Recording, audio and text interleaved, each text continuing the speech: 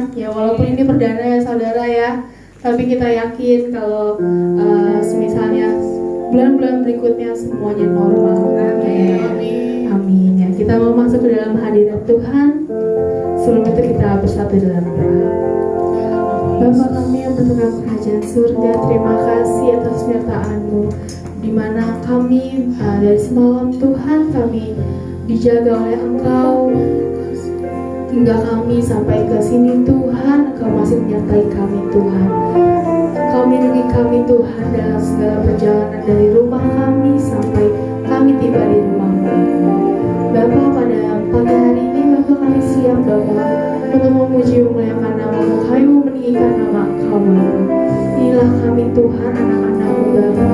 Lihat kami Bapa, inilah hati kami Tuhan. Yesus, kami mau hormat akan Engkau Tuhan. Kami mau patuh pada Engkau. Kita mau kasih satu penyembahan kagum hormat akan Engkau.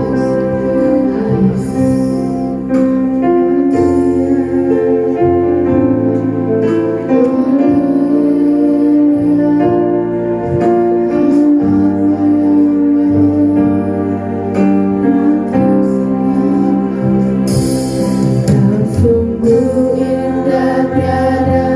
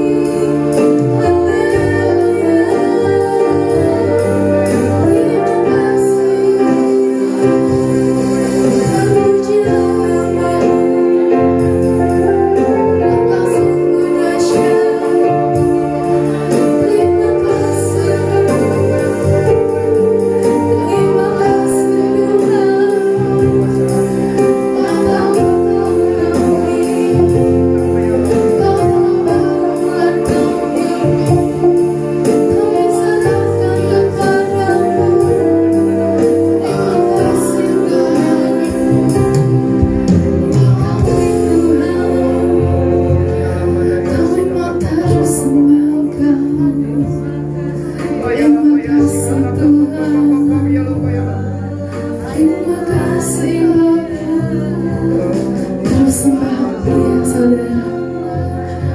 Terus angkat penyembahanmu kepadanya. Terima kasih Tuhan. Serahkan pergumulan saudara kepadanya. Karena Dia Allah yang sungguh luar biasa, saudara.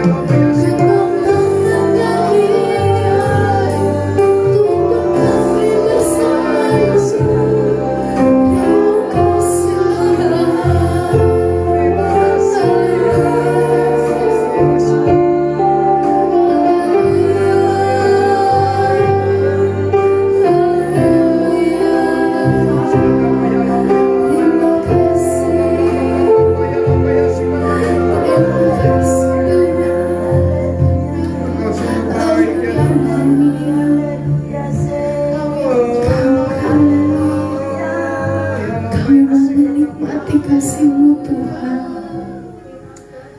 sungguh indah Tuhan saat kami bersama dengan Engkau Tuhan. Engkau sungguh baik. Kami mau terus Tuhan bersama hadirat-Mu Tuhan dimanapun kami berada Tuhan. Karena yang sembuh, yang sakit Engkau sembuhkan Tuhan, yang beban berat Engkau ringankan Tuhan. Ini kami Tuhan, kami bawa Tuhan seluruh pergumulan kami ya Tuhan, yang mungkin kami tidak bisa hadapi Tuhan tanpa Engkau Tuhan. Tapi bersama dengan Engkau Tuhan tiada yang mustahil Bapa. Kami bisa berjalan bersama dengan Engkau Bapa.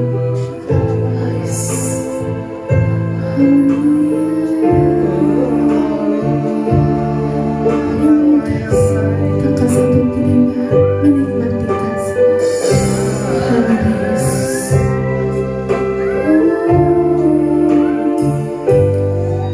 Saat indah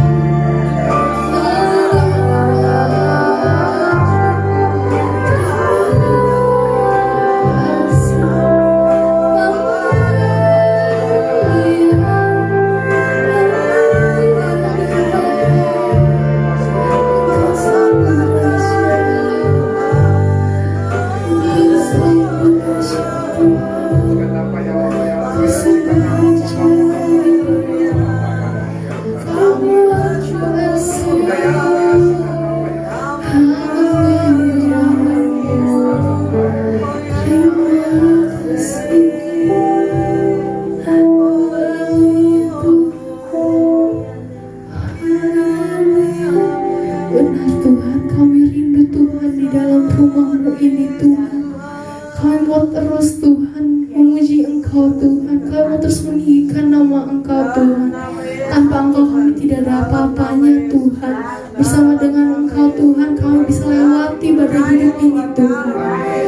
Kami percaya Tuhan, apapun pergumulan yang kami sedang hadapi pada saat ini Tuhan, Engkau lancarkan Tuhan. Engkau berikan jalan yang terbaik Tuhan. Kami percaya Tuhan, Engkau Allah kami yang sungguh luar biasa Tuhan. Kami mau terus berjalan dengan Engkau Tuhan. Walaupun kami saat ini sedang sulit Tuhan, tapi kami percaya Tuhan, Engkau terus menggenggam tangan kami Tuhan. Engkau tidak akan membiarkan kami jatuh tergeletak Tuhan. Haris Bapa, pada pagi hari ini Tuhan, kami sungguh mengucap syukur Tuhan, bahwasanya kami terus Tuhan dijaga oleh Engkau sampai hari ini Tuhan. Kau masih memberikan kami kesehatan Tuhan, berkat yang baru Tuhan setiap harinya ya Tuhan. Kami mau terus Tuhan untuk meninggikan nama Engkau Tuhan. Kami mau memuji memuliakan nama-Mu Tuhan. Pada pagi hari ini Tuhan, kami siap Tuhan untuk terus meninggikan nama Engkau Bapa. Bagi yang siap untuk memuji memuliakan nama Tuhan, katakan saudara bersama-sama, amin.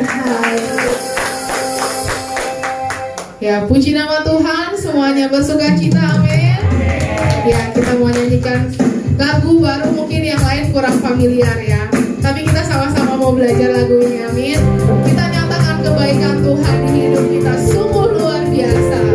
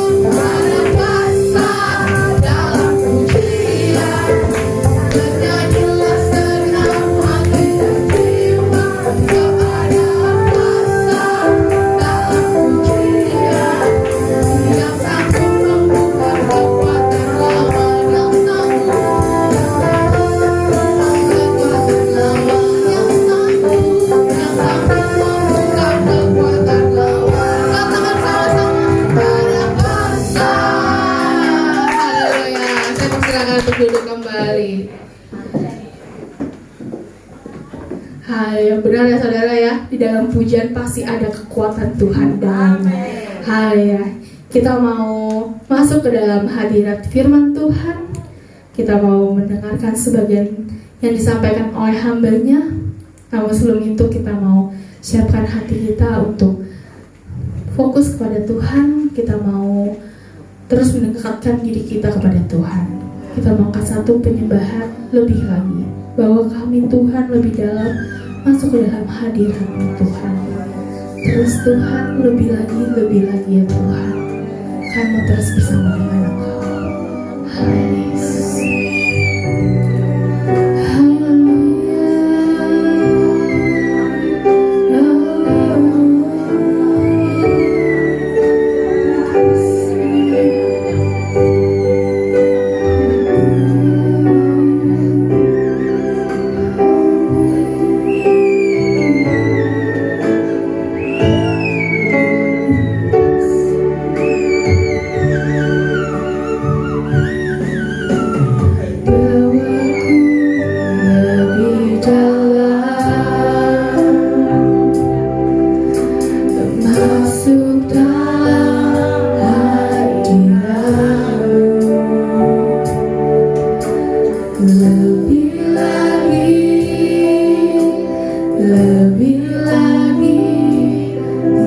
Menikmati kemurahan-Mu, penuhi Roh Kudus, penuhi-Ku Roh Kudus, dengan kuasa urapan-Mu.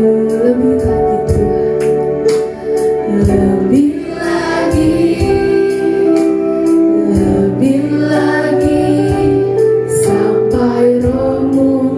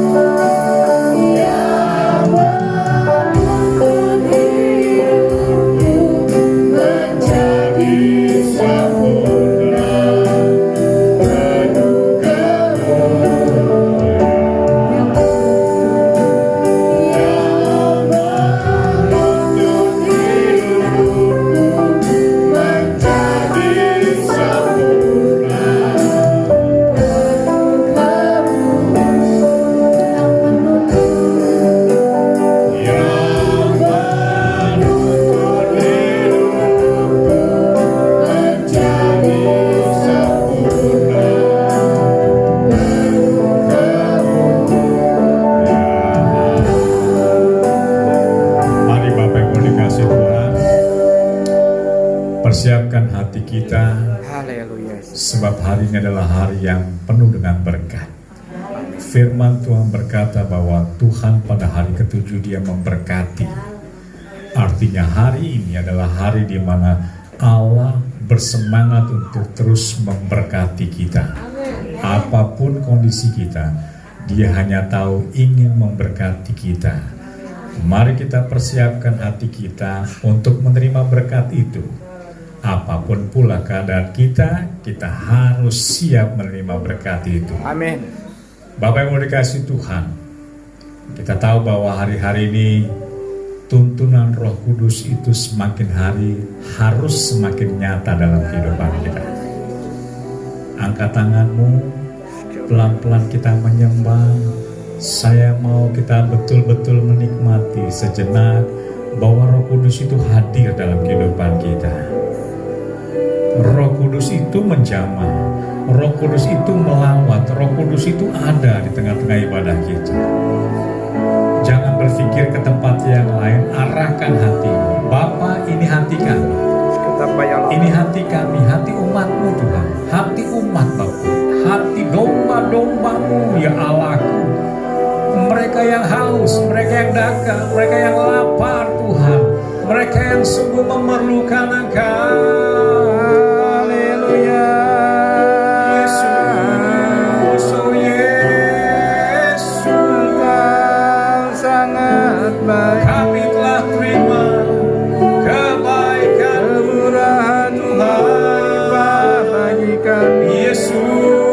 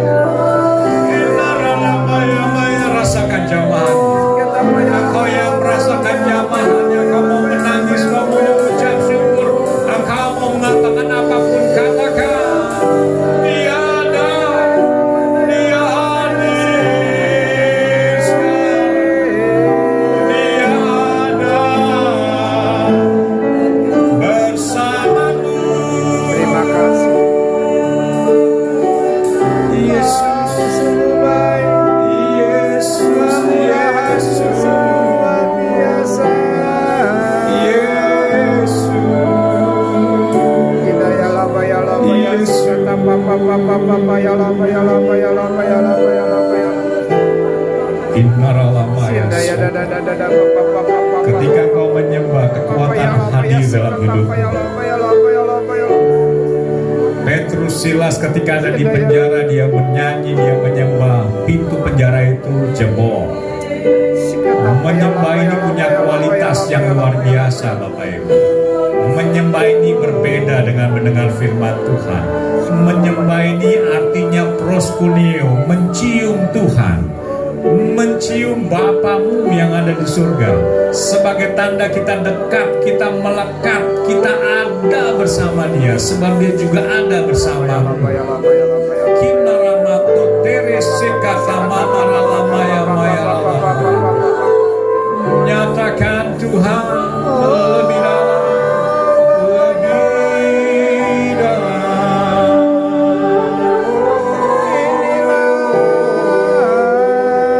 Nikmati, nikmati, nikmati. Sebab momen-momen seperti ini tidak mudah kita temui.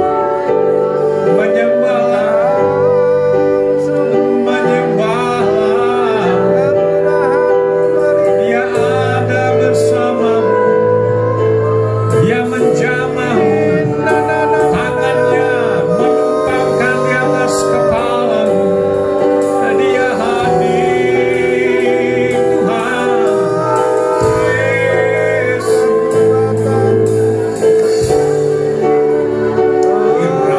Berapa kata senadi namanya ramai.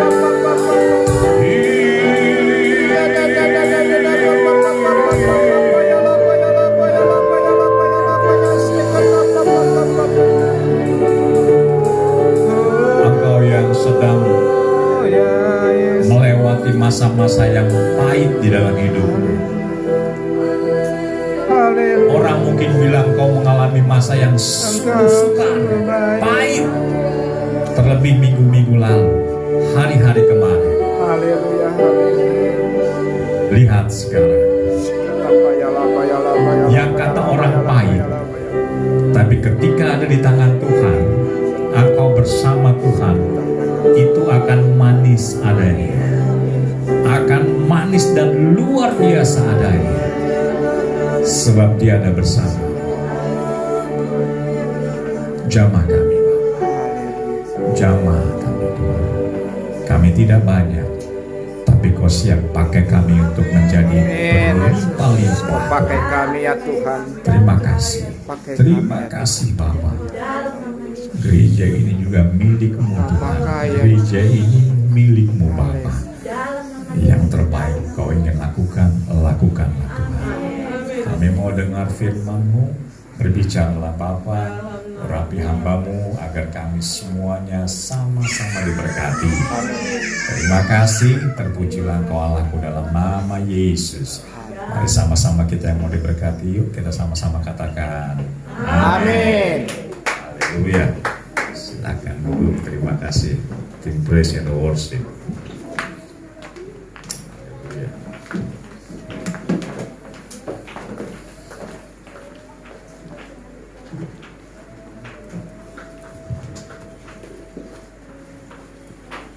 Puji Tuhan. Shalom Bapak Ibu dikasih Tuhan. Luar biasa, hari ini kita bisa bertemu kembali. Dan saya percaya setiap kita ada di dalam hadirat Tuhan, buat Tuhan itu bukan hal yang sembarangan. Amin.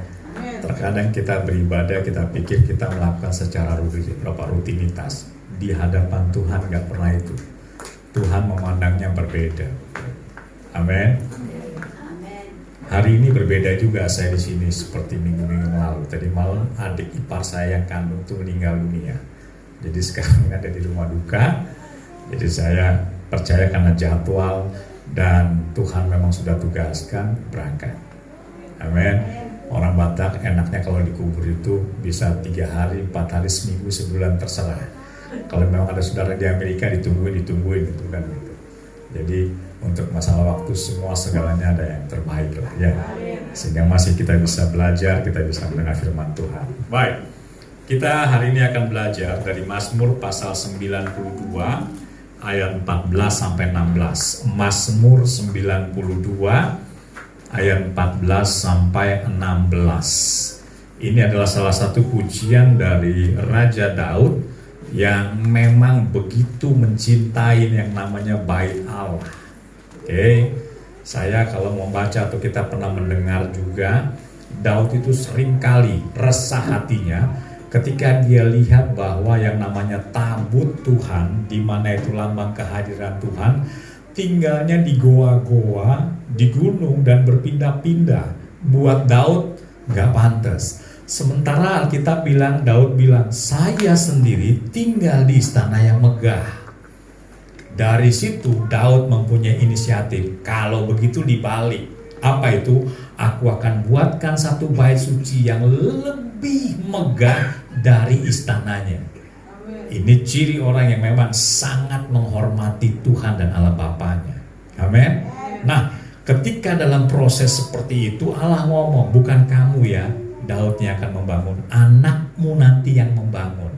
Kamu mendesain saja, arsiteknya kamu mempersiapkan semuanya secara lengkap, bentuknya, bahan bakunya, semua. Tapi yang bangun anakmu. Bapak Ibu, kita ini orang tua kalau setia kepada Tuhan, percayalah, anak kita gak akan dibuat sia-sia sama Tuhan. Amin. Amin. Karena jelas dipilih, anakmu nanti yang itu. Jadi bawa aja anak-anak kita ke gereja. Perkara yang kayaknya nggak serius, nggak apa-apa. Tertanam di sini itu beda rasanya. Anak kita pasti juga ada proses khusus dari Tuhan. Oke? Kita baca. Mereka yang ditanam di bait Tuhan akan bertunas di pelataran Allah kita. Yang berikutnya, sama-sama kita baca. Sama-sama kita ayat 15. Coba kita lihat ayat 15-nya. Baca 1, 2, 3. Pada masa tua pun mereka masih berbuah, menjadi gemuk dan segar. Ulang sekali lagi, 1, 2, 3. Sampai pada masa Tua pun mereka masih berbuah, menjadi gemuk dan segar. bukan penyakitan. Udah langsung aja jawab, iya ya. Gemuk, yang merasa gemuk coba angkat tangan di sini. Oh banyak.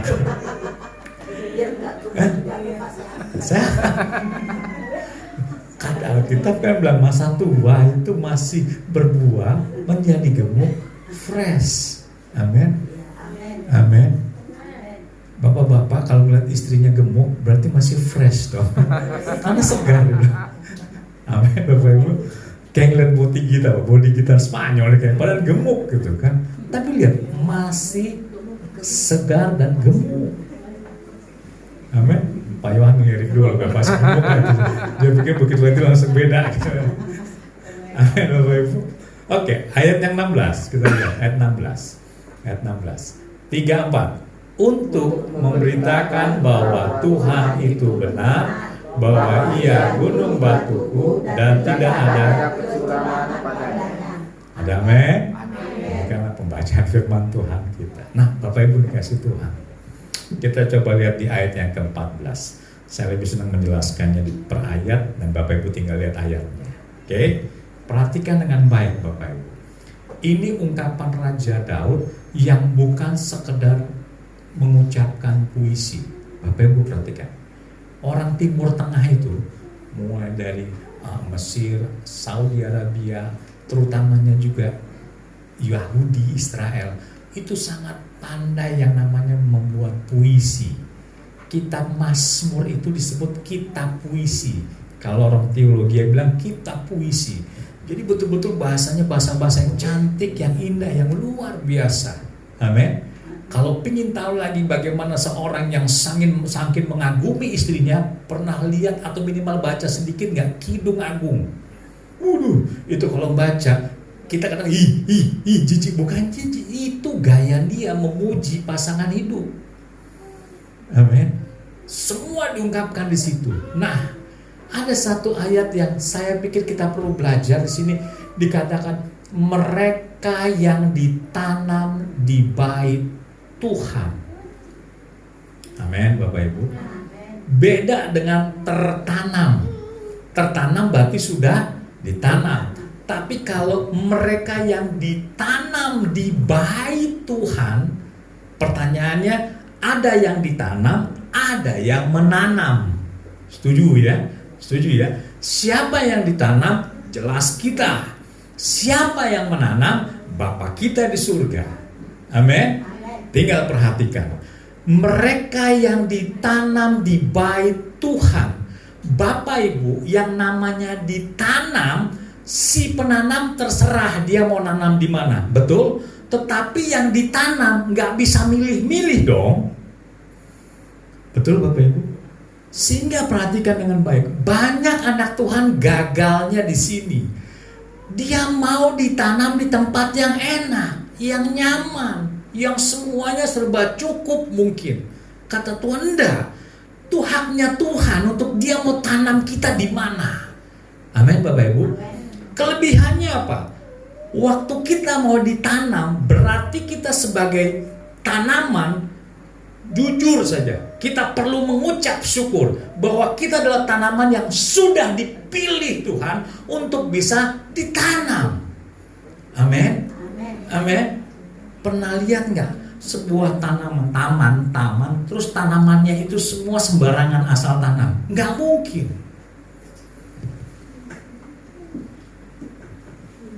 Saya punya keluarga ada di DKI, dia bagian landscape dan taman kota. Untuk buat taman kota saja, itu nilainya untuk dia mau kerjain gitu, beli itu bisa sampai 10 miliar. Bunga-bungaan doang itu bunga apa gitu. Tapi ya udah segitu angkanya. Hanya supaya kelihatan indah. Tetapi itu dipilih. Bapak Ibu percaya nggak? Kita ini dipilih Tuhan. Amin. Amin. Kita ini dipilih Tuhan. Berarti kita ini sebagai tanaman siap untuk ditanam. Amin. Kalau kita ditanam Tuhan di tempat ini, mari kita mau dengan tulus ditanam di tempat ini. Amin. Perhatikan. Untuk bisa ditanam oleh Bapa kita di surga membutuhkan 2 hal. Kenapa? Kita sudah dipilih, pilihannya udah tepat, nggak salah kita. Tapi waktu ditanam, kita nggak bisa menentukan di mana kita mau ditanam. Betul? Selama itu ada di pelataran rumah Tuhan, berarti semua yang akan dia tanam di situ baik adanya. Jenis bibitnya baik, tanamannya baik, di area yang terbaik. Amin. Amin. Oke, lihat saya Bapak Ibu. Untuk kita bisa ditanam, 2 hal penting. Yang pertama, perhatikan, mau nggak kita mengalah sama kehendak Tuhan? Berapa banyak kita ngaku deh, meskipun nggak sering, waktu kita berdoa seolah-olah kita mau maksain kehendak Tuhan. Gini Tuhan, ada yang pernah begitu pola doanya?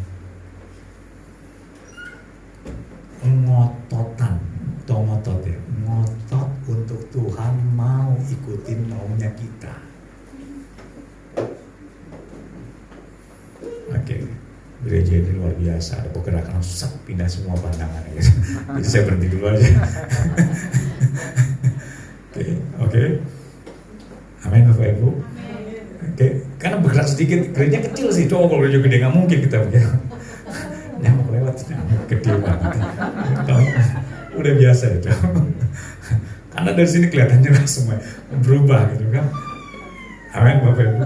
Waktu kita ditanam, sebenarnya Tuhan mau kita belajar untuk mengalah apa yang menjadi kehendak Tuhan. Ini persoalan Bapak Ibu. Kadang kita mau ngotot supaya Tuhan kerjakan apa mau kita. Yang belum tentu mau kita itu yang terbaik. Amin. Amin. Terbatas. Sangat terbatas. Jadi orang yang ditanam di taman atau di pelataran rumah Tuhan, lihat yang pertama, pasti orang itu harus mau mengalah dulu. Selama dia tidak mau mengalah pada kehendak Tuhan, dia akan susah tertanam. Perhatiin aja gereja. Ditanam di gereja gini, berselisih pindah gitu kan. Dia nggak mau. Tapi bagaimana caranya kita belajar sekarang mengalah atas kehendak Tuhan. Kalau gitu nanti Tuhan nggak bela, pasti ada pembelaannya. Waktu ditanam, kadang-kadang ada orang dibikin pagar-pageran di sekitar tanaman itu supaya tidak terinjak, ya, tidak diganggu orang. Itu udah biasa. Tetapi yang penting adalah bagaimana hati kita. Hati kita itu mau mengalah. Saya ngomong gini, 3 bulan ini saya sedang menghadapi begini situasinya. Saya orangnya frontal, orangnya ngototan, orangnya udah tahu nih, salah udah tenggorokan pingin saya ngomong. Tapi kata Tuhan, hambaku tenang, ikuti caraku. Saya belajar mengalah sekarang. Sakit, waduh, ya, pahit memang.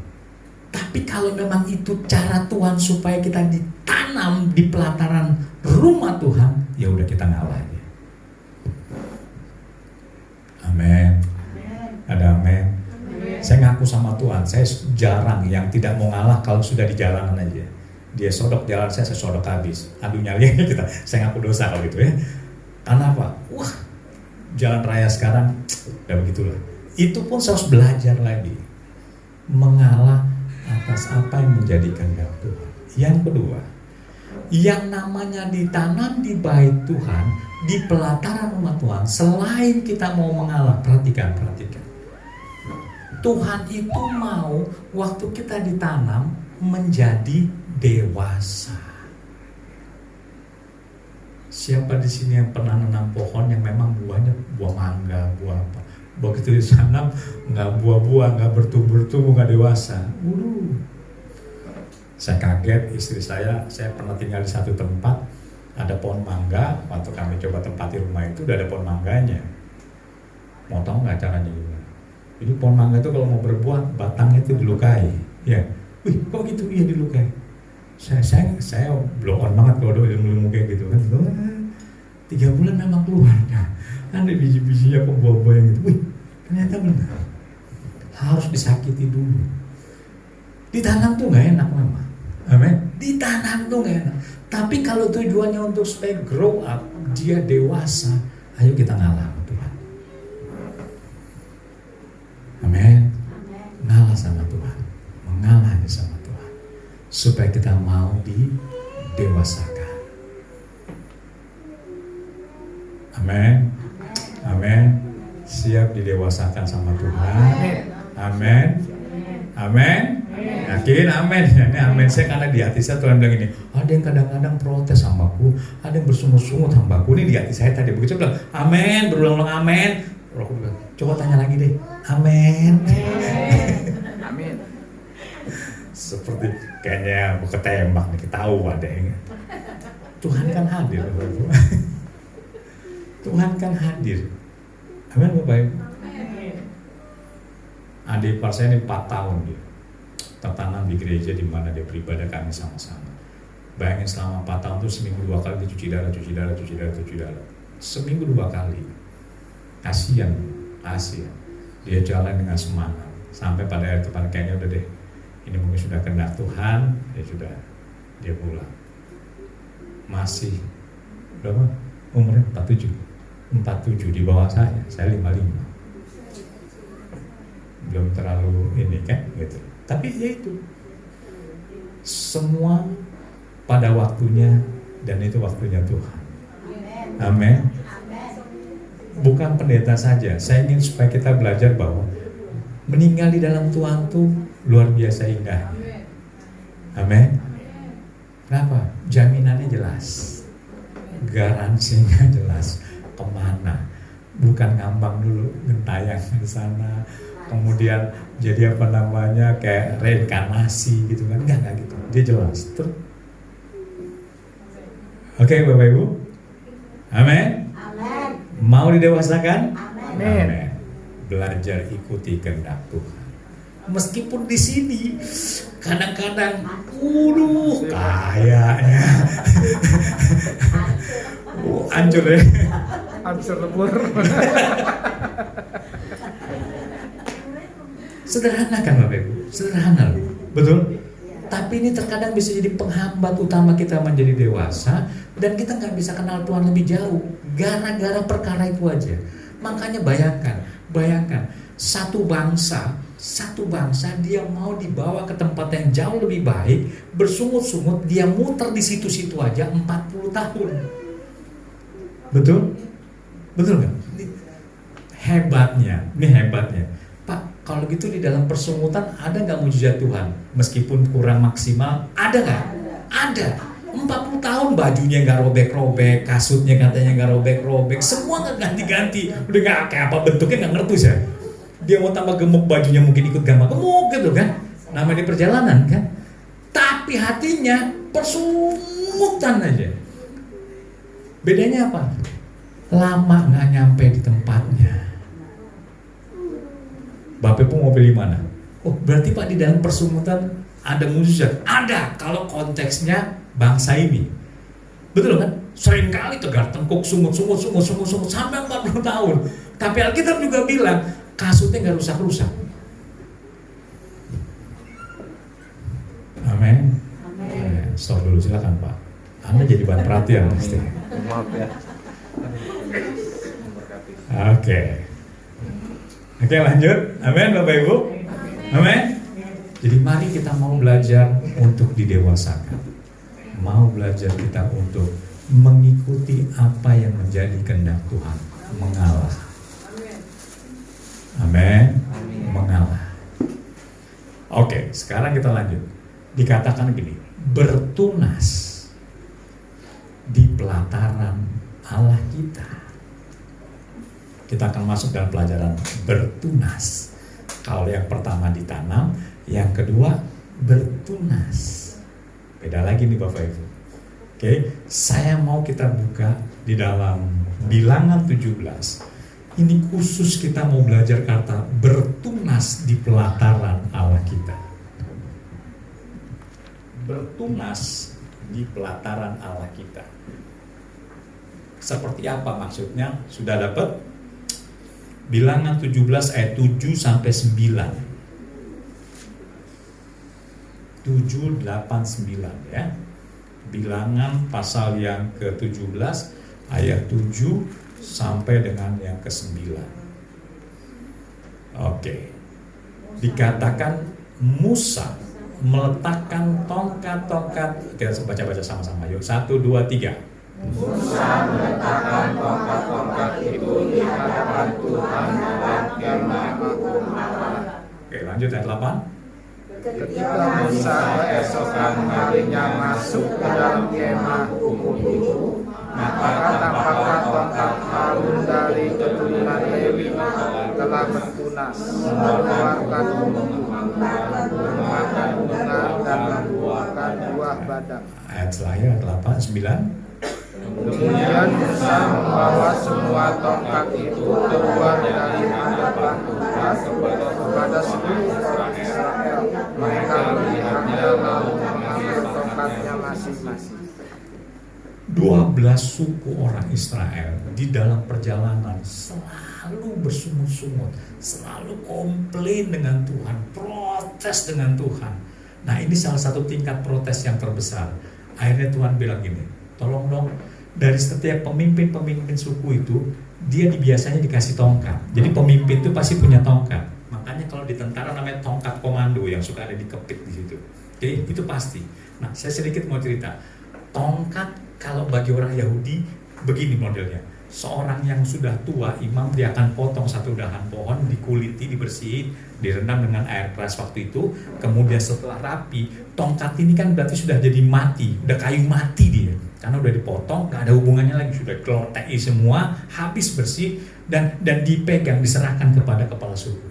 Oke, nah si kepala suku ini setiap kali punya pengalaman dengan Tuhan, dia pasti akan membuat lambang. Kalau umpamanya terserah, dia mau dari bawah, kok ini atau sampai atas atau atas ke bawah. Ini kalau tongkat ini. Jadi dikasih lambang. Tuhan, kemarin saya berdoa rumah kontrakan saya habis nggak punya duit. Tuhan tolong dalam nama Yesus. Boom, Tuhan kasih keajaiban. Dibuat lambang di sini. Saya kemarin sakit, Tuhan yang harusnya operasi. Di dalam nama Yesus Tuhan tolong. sembuh, ada keajaiban. Dibikin lambang.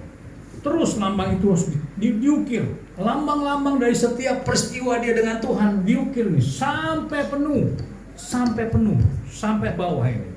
Sehingga kalau sudah sampai penuh, waktu tongkat ini dibawa, orang bisa lihat cuma dari mana? Dari isi tongkat lambang-lambangnya ini. Kalau penuh, mereka akan bilang hormat.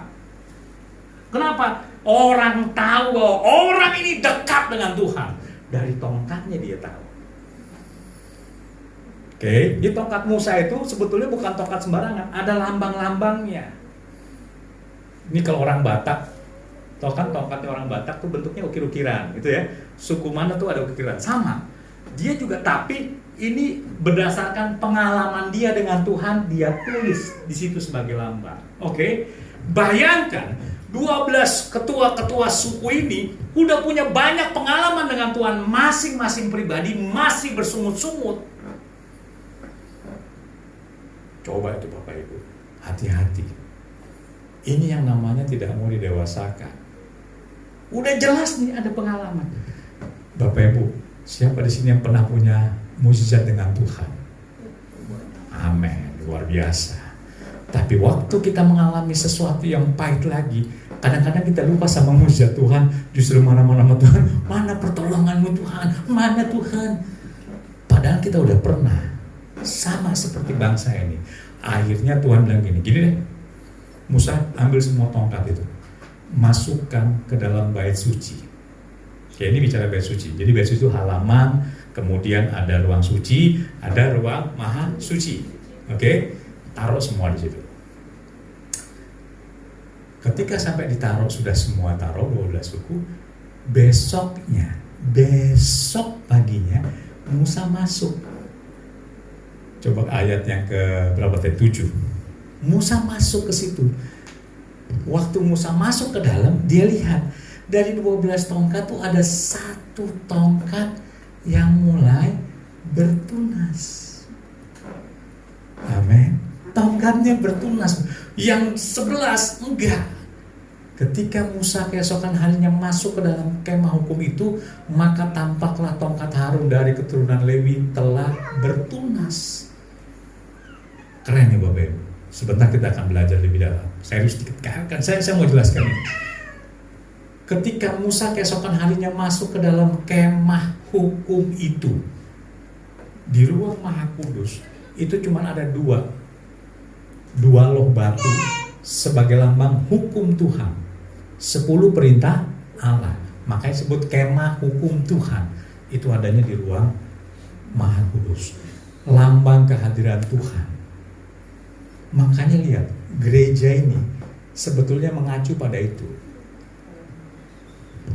Di depan, di bawah, kalau kita bilang di bawah itu halaman. Yang ini ruang Bapak, ini ruang suci. Saya berdiri ini ruang Maha Suci. Makanya nggak boleh sembarangan yang berdiri di sini.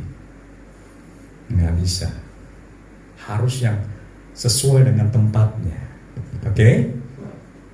Dikatakan bahwa keesokan harinya tongkat Harun itu bertunas, mengeluarkan kuntum, mengembangkan bunga, dan berbuahkan buah badam. Tahu buah badam? Tahu buah badam? Kacang almond. Enak bos. Kacang almond ini. Oke. Yang menjadi konsentrasi kita, perhatikan Bapak. Kayu tongkat ini kan saya awal bilang sudah mati, tidak lagi ada hubungan dengan batang pohonnya. Betul nggak Bapak Ibu? Betul? Tidak ada sama sekali baik aliran apapun dari batang pohon kepada si tongkat ini, karena memang sudah putus. Tapi lihat mukjizat Tuhan. Dikatakan bahwa keesokan harinya tongkat Harun itu bertunas. Bapak Ibu perhatikan, sesuatu yang mati, kata orang nggak bisa apa-apa, udah nggak mungkin. Tapi waktu dia ada di hadirat Tuhan, di kemah Tuhan, jadi. Amin. Amin. Kita dulu ini orang mati juga. Kita dulu orang mati semua juga. Tapi waktu Yesus mati di kayu salib, dan kita melihat dia dan kita ada dalam hadirat Tuhan. Jadi kita semua hari ini. Betul nggak Bapak? Tongkat yang nggak ada apa-apanya, tongkat yang sudah tidak berfungsi, artinya tidak ada lagi aliran hidup Bapak Ibu, nggak ada, tapi bisa bertunas. Jadi perhatikan, ada orang di luar, dia masih hidup, tapi sebetulnya sudah mati secara rohani, jauh pula dari hadirat Tuhan, tambah mati mereka. Tapi waktu kita yang anggaplah kita mati, tapi waktu ada di hadirat Tuhan itu menjadi hidup. Amin. Amin. Sekarang lihat saya. Sebut saja persoalan yang Bapak Ibu alami yang paling pahit, atau apapun persoalan itu yang Bapak Ibu bilang sepertinya untuk masalah saya ini udah mati, gak mungkin bisa diselesaikan Tuhan. Ada kan? Ada kan kita punya masalah seperti itu prinsipnya. Saya mau bilang, coba imani dengan kata tongkat ini bisa bertunas. Amin. Yang kata kita nggak mungkin, mustahil, udah nggak mungkin, udah nggak mungkin. Tapi kalau dia ada di hadirat Tuhan, dia jadi. Amin. Ibu saya itu dulu waktu saya masih nakalnya udah pada puncak-puncak kenakalan saya, mami saya udah geleng-geleng kepala, ada pendeta datang mendoakan lempang tangan, anakmu akan kupakai menjadi alatku yang luar biasa. Tahu kan Bu, seorang ibu melihat di mata kepala anaknya kayak gitu, bentuknya cawawaan, pencilaan gak karu-karuan gitu, terus kata hamba Tuhan mau pakai. Kira-kira gimana? Sama. Waktu kita merasa bahwa Tuhan, sepertinya hidupku udah gak ada apa-apanya lagi, sudah gagal, sudah gak mungkin, sudah. Semua sudah dalam posisi yang namanya mentok. Saya kasih tahu, waktu kita ada di hadirat Tuhan seperti ini, Tuhan bisa buat mukjizat. Beri kemuliaan buat Tuhan.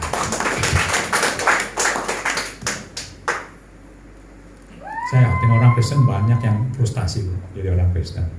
Waktu dia tahu, Tuhan sepertinya ini gak bisa selesai Tuhan. Kata siapa?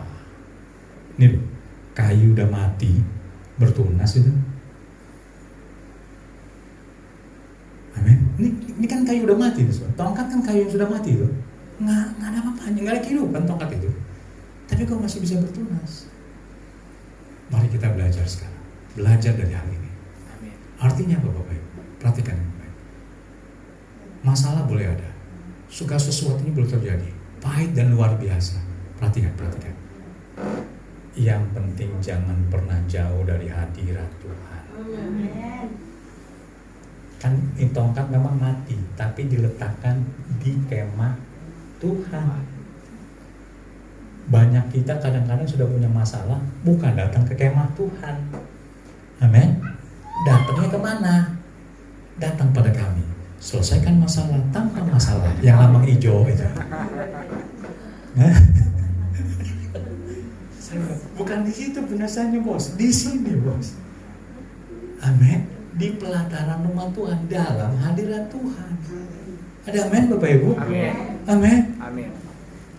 Jangan pernah remehkan yang namanya hadirat Tuhan. Saya bilang, Bapak Ibu hadir ibadah sekarang ini nih sekarang ini. Saya tanya, kira-kira Tuhan punya nggak suatu potensi ingin menyelesaikan persoalan itu? Amin. Jangan minggu aja amin, Selasa masih amin nggak? Rabu, Kamis, begitu Jumat semi amin. Sabtu udah kendor lagi, Tuhan di mana sih Tuhan sebetulnya? Oke, jadi mari belajar. Yang namanya hadirat Tuhan bukan di gereja saja, di rumah pun bisa membangun hadirat Tuhan. Pegang prinsip ini. Ini kayu sudah mati loh Bapak Ibu. Tapi kalau bisa bertunas, karena dia di posisi yang tepat, di mana hadirat Tuhan. Paham Bapak Ibu ya? Mulai paham ya? Paham ya? Jadi jangan meragukan ini. Jangan meragukan ini. Tuhan pasti bisa buat waktu kita hadir di hadirat Tuhan. Tidak di kantor Pegadaian, tidak di Ayon, tidak di mana. Di hadirat Tuhan. Amin. Amin. Yang kedua, bicara hadirat Tuhan. Oke? Bicara hadirat Tuhan. Bapak Ibu, saya baru mengerti bahwa terkadang waktu kita doa pribadi pas 10 menit, 15 menit, 30 menit pribadi, begitu amin, terus tidak ada sesuatu yang terjadi, kita anggap itu doa kita nggak didengar Tuhan. Salah.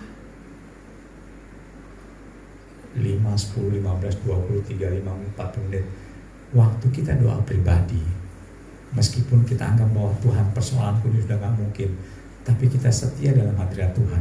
Saya menyebut gini, itu sudah merupakan potensi untuk Allah melakukan keajaibannya sehingga ada jalan keluar. Amin. Lihat. Berdoalah dalam hadirat Tuhan. Nggak perlu berapa banyak waktunya, tapi waktu kita berdoa jujur di mata Tuhan diperhitungkan itu. Kita nganggap kadang-kadang enggak tuh, kayaknya doa saya nggak didengar nih. Buktinya salah. Tuhan dengar. Ya, saya kasih contohnya gini. Saya pernah sampaikan. Saya ada di sini. Saya percaya di tempat itu adalah Tuhan pasti mau menyelesaikan. Waktu kita berdoa, Tuhan tolong kami. Ini dengan udah gerah, sudah ars-arsan bahasa Jawa. Tahu ars-arsan? Arsan itu ogogahan gitu ya. Amin. Persoalan selesai? Belum. Tapi jujur, di mata Tuhan, Dia udah lihat kita maju satu langkah. Doa lagi. Amin. Nggak selesai memang, belum. Tapi potensinya sudah maju satu langkah. Berdoa lagi. Amin. Belum. Tapi tanda-tandanya sudah ada. Kita sudah maju satu langkah. Oke? Doa lagi. Amin. Sudah semakin kelihatan. Iman kita yakini. Kita udah terus maju. Sampai pada waktunya kita terima itu mukjizat Tuhan. Itu namanya didewasakan, Bapak Ibu. Bukan mata Tuhan, aku butuh mukjizat, langsung jadi. Simsalabim itu namanya. Tuhan gak gitu. Jadi hari ini mari kita mulai belajar. Bapak Ibu datang ke gereja, jangan anggap bahwa gerejanya kecil ibadah. Enggak, ada potensi ilahinya untuk Tuhan lakukan sesuatu. Tunggu aja sampai waktunya. Amin. Buktinya kayu ini, buktinya tongkat yang mati ini. Sampai akhirnya bisa. Lihat prosesnya bagus kan? Bilang gini, tongkat itu mulai bertunas. Kedua, mengeluarkan kuntum atau bunga. 3, mengembangkan bunga dan pada akhirnya berbuahkan buah badang. Amin. Amin. Sekarang kata orang, lo ke gereja mau jadi apa? Belum, tunggu aja, tunggu. Begitu bertumbuh, berbunga, akhirnya berbuah, kan baru kelihatan. Waktu jadi tongkat, apakah kita tahu bahwa itu tongkat untuk pohon almond atau buah almond? Kan gak ada yang tahu. Betul? Sama. Kita ini sekarang belum ada yang tahu mau jadi apa. Tapi kalau kita setia, pada waktunya, dia berbunga dan berbuah, orang pasti bisa lihat, yes, ini orang luar biasa, saya bisa menikmati buahnya, dan bla bla bla bla. Amin. Tapi kalau kita tidak mau bersungut-sungut, kapan orang akan lihat buah itu dalam hidup kita? Ada amin? Mau berbuah harus, supaya kita lihat bahwa Tuhan itu ada. Tuhan itu menyertai. Tuhan itu ajaib. Coba katakan, siapa yang merasa sekali di tongkat yang udah mati hari-hari ini? Oke, gak apa-apa. Jujur aja, yang merasa tuh, aduh saya kayak seperti tongkat yang mati. Dengan firman Tuhan ini, sepanjang bulan ini mulai ada tunas nanti. Amin. Ada tunas. Karena kalau bicara tunas berarti ada kehidupan. Amin. Ada tanda-tanda awal untuk dia menjadi buah, menghasilkan keajaiban kayak itu, mukjizat kayak itu pada waktunya akan ada.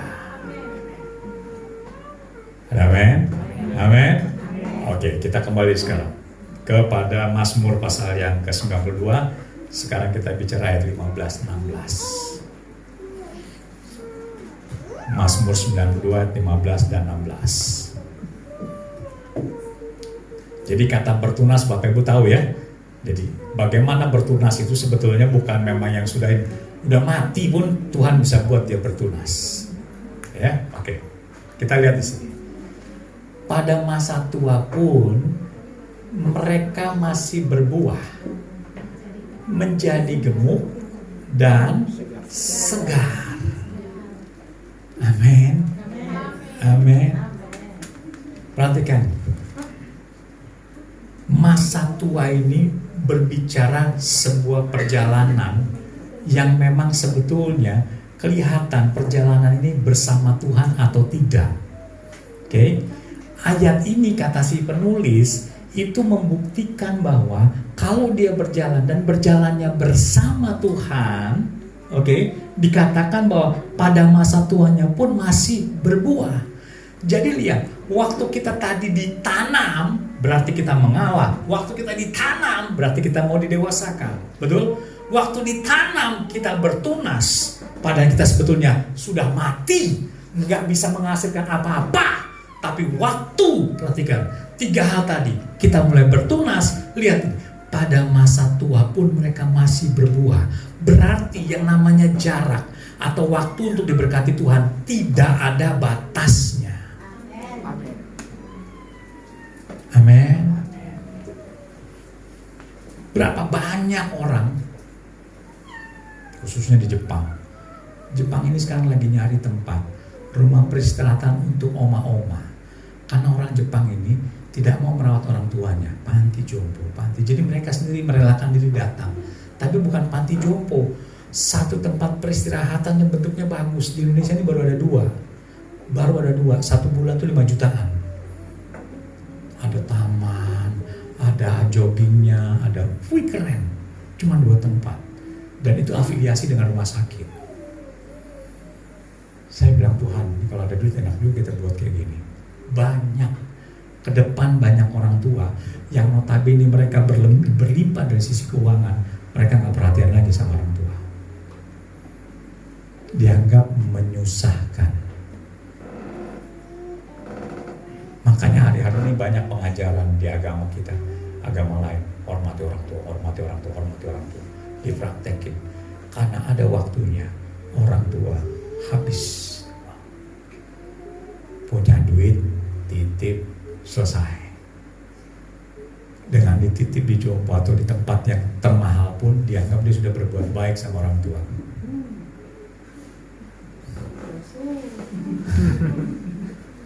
Amin. Amin. Kita jangan gitu, tapi ada situasi seperti itu. Padahal kata firman Tuhan, pada masa tuanya pun mereka masih berbuah. Jadi mari, berbuahnya model seperti apa? Coba lihat berikutnya. Nih, model buahnya dia begini.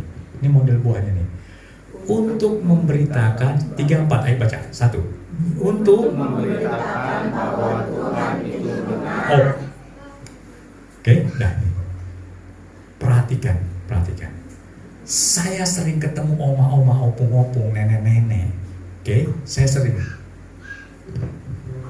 Lihat. Waktu dia cerita, dengerin ceritanya. Nenek-nenek itu sendiri. Nah, Tuhan tuh baik, nah. Tuhan tuh baik, nah. Wah, baik sekali buat saya. Saya merasakan pertolongan Tuhan. Selalu itu aja yang dia ngomong. Orang ini pasti dekat dengan Tuhan. Itu yang dimaksud bahwa sampai masa tua pun dia berbuah. Buahnya apa? Dia berani ngaku Tuhan itu baik. Tapi ada juga nenek-nenek, anakku buang saya di panti jompo, saya sakit hati. Ada? Ada.